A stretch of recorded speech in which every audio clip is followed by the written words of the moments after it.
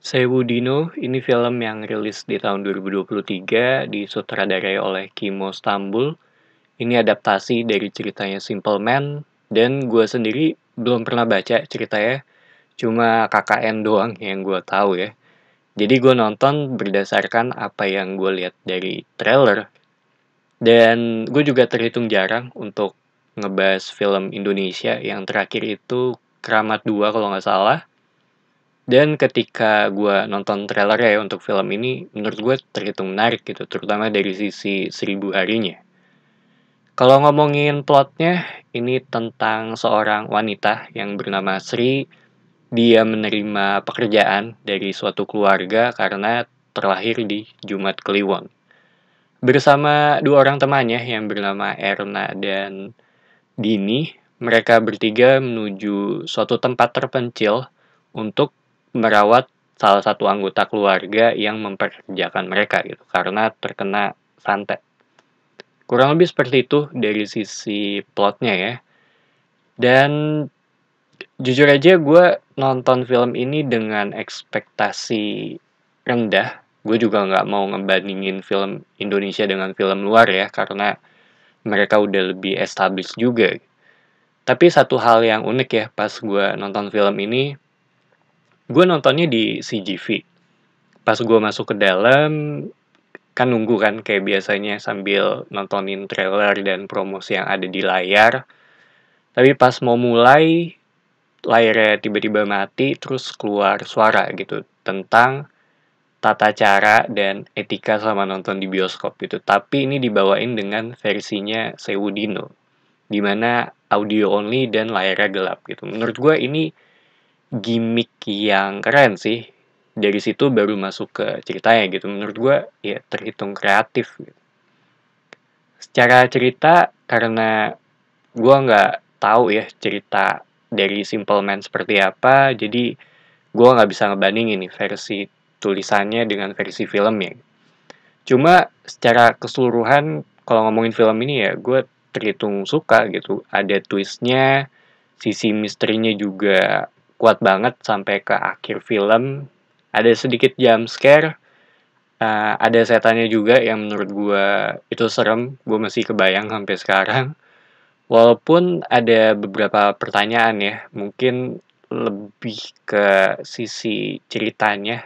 Karena menurut gue ini ada potensi untuk bisa dikembangin lagi gitu. Karena gue cukup penasaran dengan keluarganya ini.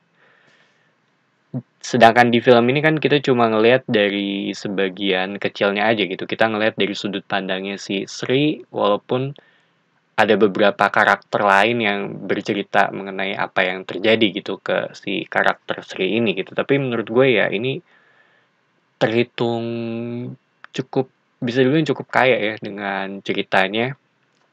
Terutama dari hantunya yang bernama Sangarturi. Dan ini juga menurut gue terhitung film yang simple, nggak berbelit, tapi cukup kompleks juga gitu mengenai apa yang terjadi. Ini jadi salah satu aspek yang gue suka dari film ini. Dan sutradaranya si Kimo ini juga kayaknya emang style horornya atau thrillernya lebih ke arah yang ada gore ya. Jadinya gue sih ngelihatnya ya akan ke arah sana gitu film-filmnya dia. Dan satu hal yang gue notice ketika gue nonton, terutama di bagian awal ya, itu ada pada letak kamera yang menurut gue ini film yang dengan tata letak kamera yang bagus banget, ditambah dengan pewarnaannya ya, atau color gradingnya. Jadi bisa dibilang ini film yang cantik secara estetika, pewarnaan, letak kamera, dari sisi make up juga oke, terutama untuk film Indonesia ya. Dan ya terutama untuk make up-nya si Sri sih, pas awal dia kerja di warung makan itu menurut gue kelihatan banget kucelnya dan jatuhnya realistis.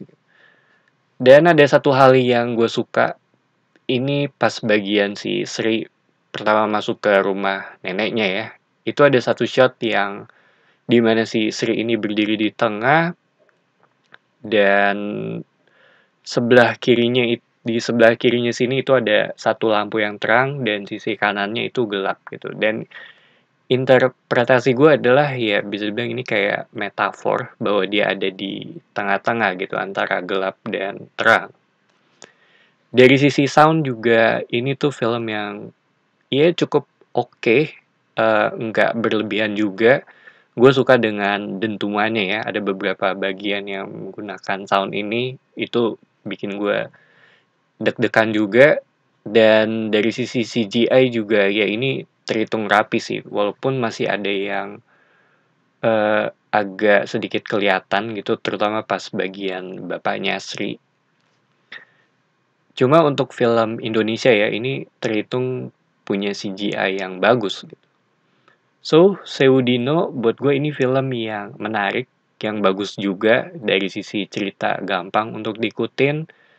Misterinya ada di sepanjang film, bahkan sampai ke akhir banget. Dan ya ini rekomen banget sih untuk ditonton kalau menurut gue. So itu aja opini gue mengenai film ini. Thank you for watching. It's me Patrick signing off.